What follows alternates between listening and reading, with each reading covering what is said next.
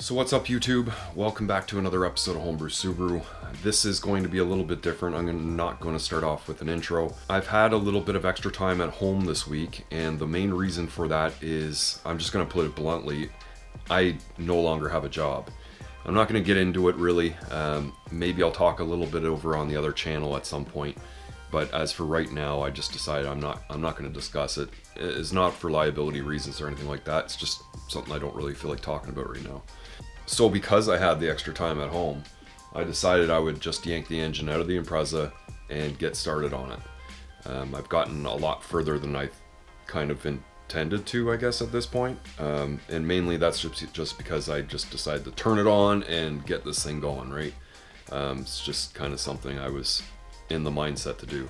So to be honest, I have the engine out of the car and on the floor, and it was at that point I was like, okay, I at least got to film something, right? I've got to show some video clips of what I'm taking apart and what I'm planning on doing. So I'm going to line up those clips right now, and we'll go through them, and then getting to the end of them, I will kind of tell you where I'm at and where I'm going. So I ended up having some extra time at home, decided I would yank this thing out. It's been pretty straightforward the whole way. Nothing really held me up at all. The one thing that is the exhaust connection at this end of it. I do have it dropped off the heads, but that one connection back there, I'm sure I could get it apart, but I'm not going to wrestle with it.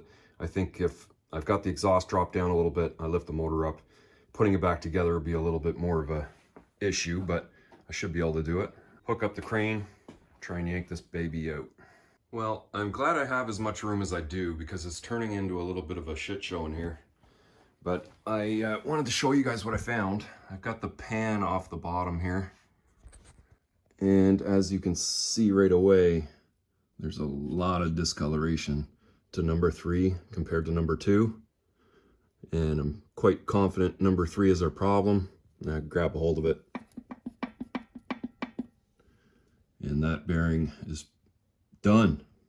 I have the valve covers removed from both sides. I decided to take off the valve lift assembly from this head and just having a look in here just to make sure this cam lobe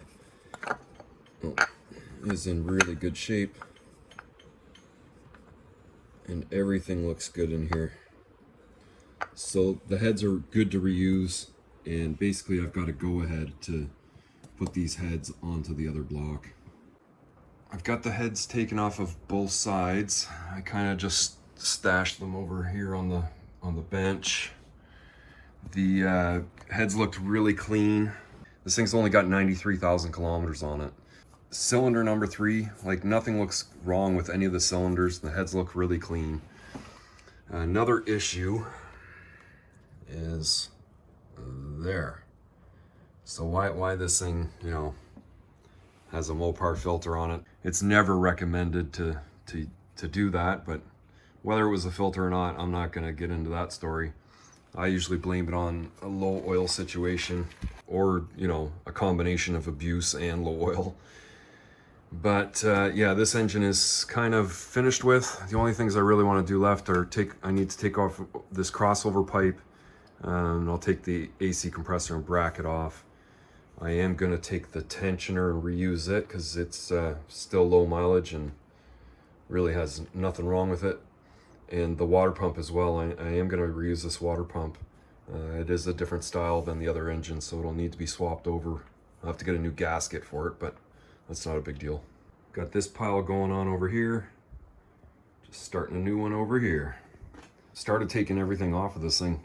Manifolds off, that crossover, taking all the timing assembly off. I've kind of wanted to see what could be reused, if anything.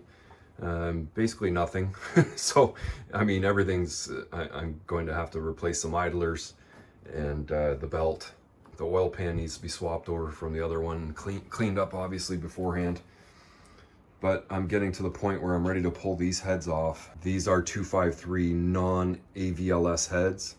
So they're not really going to work on that other wiring harness, but they'll be pretty good to reuse for both my WRX and Forester if needed. got the cylinder heads off the donor block, and just looking at these head gaskets. I bought the RS with a leaking head gasket, and it was out of this front corner on the driver's side, right at the front. And this is the gasket. You can see most of the material has failed in here, and the coolant has just been slowly seeping through into the head bolt area, I guess, and then kind of coming out this way. And it was never an issue. The car never overheated or anything like that. And I only had to top it up, like, I don't know, maybe once every 3 or 4 months. Like that, it was that slow of a leak. But definitely a leak, and it was only time before the oil started to come through heavily from there. It was seeping a little bit of oil from both sides. Definitely not as bad as what the Forester is now, though. So I think this is a good place for me to end. The only things left are this AC bracket, knock sensor. I have to do something with this this venting hose. It's got a little different fitting on the other block, and I don't see how it turns out of there. I need to get some new O-rings for that crossover, and it needs to be changed over. The oil pan needs to come off. And then basically just do a cleanup, and then start prepping, getting ready to put, clean out the other oil pan, put it on, get the heads on. And I think we'll save that for this next episode. So realistically, I got a lot of work done in just a couple days, not, killing myself or anything, just working steadily. Because I have a set of head gaskets on hand here, I can literally keep on going on this thing. So the next thing is just to clean up the donor block, get the new oil pan put onto it, start cleaning up the surfaces, clean up the heads that came off the bad engine, and then I can start getting them torqued on while I'm waiting for other parts to arrive. I'm gonna have to order a bunch of stuff, so like those coolant crossover O-rings, a water pump gasket, valve cover gaskets, intake gaskets, timing belt, 1 or 2 idlers. Yeah, there's a little list. There's definitely a little list of stuff that I'm gonna have to replace. The only major differences between the blocks, well, I'll show you. The older style block has just one straight fitting coming out of the block with the hose on the end. And the block coming out of the car has this style fitting with that little piece of pipe coming out at a right angle. Now I really don't see how that's supposed to turn out of there, and maybe I'll look into it a little further to see if I can get it to change over on the other block. But if that's not the case, I'm literally gonna have to put some kind of T in here to make sure I can get this hose into the same gallery to make it work.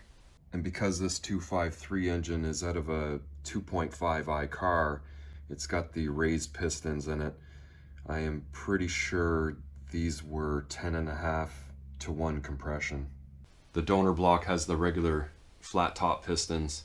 I'm pretty sure this is 10 to 1 as opposed to 10.5 to 1. It's not going to be an issue. Maybe loss of about, up to 5 horsepower or something like that. So yeah, basically I just decided not to fuck around and get into it, get it done. I'm glad that I took the time to get the engine out of the car and at least inspect it. That was my main intention for this video, was just to have a good look at the heads to make sure that they were going to be able to reuse them, which they were.